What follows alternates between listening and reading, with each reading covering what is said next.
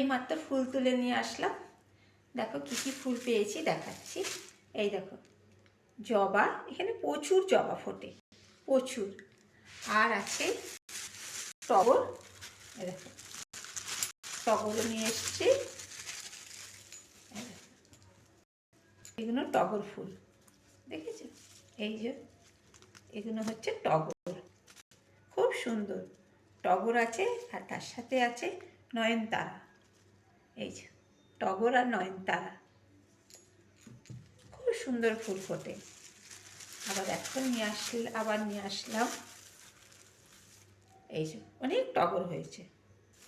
তার সাথে আজকে দেরি হয়ে গেছে, ঘুম থেকে উঠতে শরীরটা খুব একটা ভালো নেই, তাই জন্য আজকে একটা স্থলপদ্ম পেয়েছি।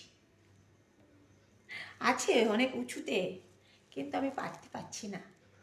আবার টানতে গেলে যদি ডাল ভেঙে যায়, অনেকে ডাল ভেঙে দিয়েছে অবশ্য 2-3টে, কিন্তু এখানে যে ছেলেটা দেখাশোনা করে, মানে বাগান টাগান কাজ টাজ করে, সে আবার বেঁধে দিয়েছে শক্ত করে মোটা দড়ি দিয়ে।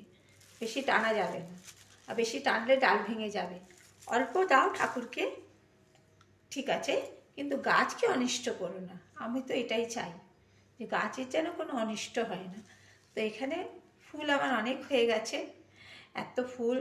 তার মধ্যে কালকে প্রচুর গাঁদা ফুল আছে, কিনে নিয়ে এসেছে শেষটা বাবা। আর এই যে এত জবা। আমার তো খুব বেশি ঠাকুরের জায়গা নয়, এখন তো অল্প ঠাকুর রেখেছি, সব তো আমার উত্তরপাড়াতে রাখা আছে। এখন তো বেশি ঠাকুর আমি নিয়ে আসিনি খুব একটা, তো অল্প ঠাকুর আছে।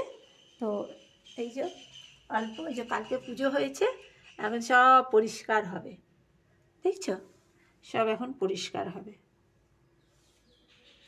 সব পরিষ্কার করে তবে পুজো করতে পারবো। এই যে ঠাকুরের সব মালা সব পড়া লাগানো আছে ঠাকুরকে, এখানে লক্ষ্মী, সমস্ত পরিষ্কার করতে হবে। সমস্ত পরিষ্কার করে তবে পুজো করতে পারবো। তারপরে কালকে আবার পূর্ণিমা, তো আমি তো পূর্ণিমাতেও আমার খাওয়া বন্ধ।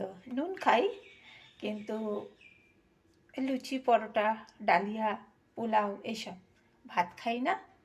আর পেঁয়াজ রসুন তো একদমই বাদ, এইসব চলছে।